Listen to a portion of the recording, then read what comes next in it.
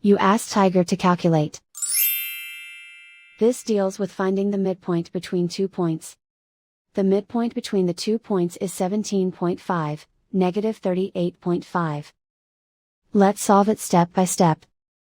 Plot the 2 points and calculate the midpoint using the formula.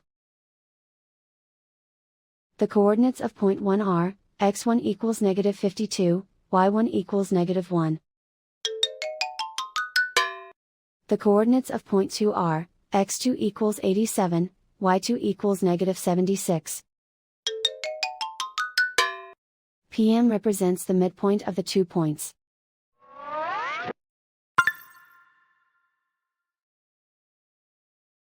Use the x values in the midpoint formula to find the midpoints x.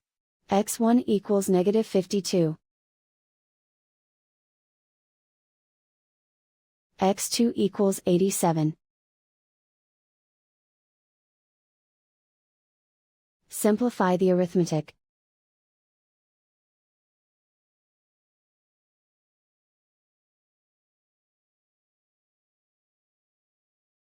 Use the y values in the midpoint formula to find the midpoints y. y1 equals negative 1. y2 equals negative 76. Simplify the arithmetic.